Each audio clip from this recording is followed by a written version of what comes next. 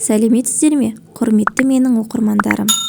Сабақтың аяқталуына байланысты мен енді сіздермен күнделікті қызықты өзім қолданып көрген ақпараттармен бөлісетін боламын. Олай болса, жаз мезгілі шыққан кезде нанның ұсағы болсын, тәтті шірей болсын, балаларымыздың ұстап жүрген кішкентай тәттілерінен жерге үйіріле қалатын құмырсқадан арылудың жолын айтатын боламын. Яғни жаз шықса, құмырсқа, таракан, шыбын тәрізді жәндіктер тіріле бастайды. Ал енді құмырсқаны жою үшін не істейміз? Кішкене жәндіктерді біз зиянсыз деп ойлаймыз. Бірақтан құмырсқа, таракан сияқты жәндіктер бізге қауіпті болып саналады. Өйткені құлағымызға кіріп кетуі мүмкін және зақымдауы мүмкін. Шаққан жері құмырсқаның зиянды болуы да мүмкін.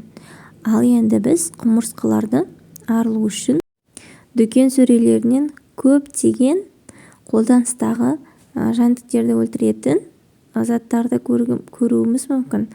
Бірақ менің соның ішінде қолданып көргенім Великий Вайн деген өзі шприц тәрізді, соны құмырсқа шығып жатқан жерге қалай жүріп жатқанына қарай, ол шіре тәрізді, сары түсті қоймалжың затты құмырсқаның жүретін жолының бойымен жағып шығамыз. Яғни құмырсқа болсын, таракан болсын, өте жақсы әсер етеді.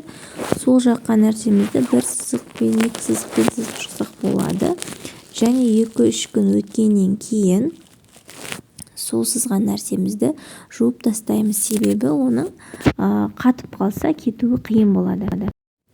Маған өте қатты ұнаған өнім, ешқандай нәрсе жерге түспесе де, кей кезде полдың жанына құмырсқалар өздігінен шығып жатады.